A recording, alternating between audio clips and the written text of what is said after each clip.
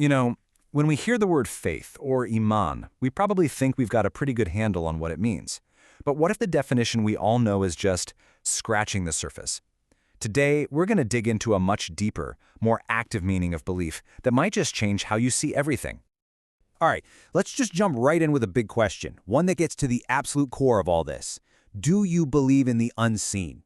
Now, it sounds simple, right? But what we're about to find out is that exploring what the unseen truly means, well, it reveals something incredible about trust and integrity. Okay, so typically, when we hear that phrase, belief in the unseen, al-ghaib, our minds immediately go here, to these big metaphysical ideas. We think about heaven, hell, angels, all these concepts that are described in the Quran that we accept on faith because, well, we can't see them with our own eyes. This is pretty much the standard definition most of us grew up with. Right, but hold on a second. Let's challenge that a little bit. If the Quran gives us these super detailed descriptions of these places and beings, are they really unseen in the sense of being a total mystery, or are they presented more like established facts for a believer? See, just asking that one question kind of blows the doors open to a completely different interpretation. And this is where Dr. Khaled Al-Sayed Hassan comes in with a really powerful, honestly, a game-changing perspective. He offers this definition. To believe in the unseen is to grant security to others in the unseen. Whoa. Just take a second with that. Did you catch the shift? The whole focus just changed. It's not about believing in something, it's about doing something for others. So what are we even talking about here with this phrase, in the unseen? It's got nothing to do with some far-off spiritual world. It refers to any situation right here and now where you are completely unobserved. It's about your actions when there are no supervisors, no cameras, no one looking over your shoulder. Okay, so let's put these two ideas side by side because they are worlds apart. On the one hand, you have the common view, this passive belief in things you can't physically see. But on the other hand, you have this much deeper meaning, an active ethical commitment to being a trustworthy person. It's this huge leap from something that's just inside your head to something you actually do out in the world. And look, this isn't just some modern spin on an old idea. What Dr. Hassan points out is that this ethical meaning is baked right into the Quran itself. The language consistently uses this concept to talk about real, tangible human behavior, not just abstract thoughts. For instance, the Quran talks about someone who fears the Most Merciful in the unseen. See, there's that phrase again, in the unseen. So what's that actually getting at in this context?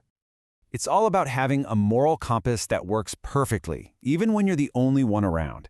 It means you do the right thing, in your work, in your personal life, not because you're scared of getting caught, but simply because of your principles. That is what it means to fear God in the unseen. And this takes us even deeper. It's not just about you by yourself. It's also about loyalty and trust. It's about how you behave towards other people when they're not there. Think about this incredibly powerful line from the story of Prophet Joseph, where the wife of the Aziz says, "So that he may know I did not betray him in the unseen." And boom, there it is again, that exact same phrase. What is she really saying here? This is a declaration of loyalty. She's saying, look, when I was unseen, when my husband wasn't around and nobody was checking up on me, I didn't betray his trust. That is the very essence of granting security to other people. It means you are a safe person, someone who can be trusted even when you can't be seen. All right, so let's pull all these threads together. This reframing shows us that believing in the unseen isn't a passive idea you just have. It's an active practice. It's about making other people feel secure. It's about acting with integrity when no one's around to give you credit. It's about being trustworthy when you could easily get away with not being. It's the ultimate test of character, isn't it? So what we're really witnessing here is a total paradigm shift.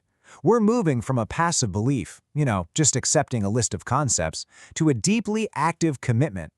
Iman becomes a living, breathing code of ethical conduct. It defines how you show up in the world, especially when you think nobody's looking.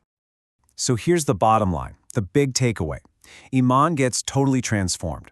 It's no longer just a checklist of things you believe in your heart. It becomes the sum of your actions, your integrity, and your trustworthiness, especially in those moments when you are completely and totally alone.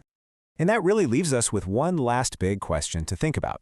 If Iman is an action, a commitment to granting trust and security to others in the unseen, then how does that change the way we actually live our lives, day in and day out, in our jobs, with our families, in our communities? How do we truly live it?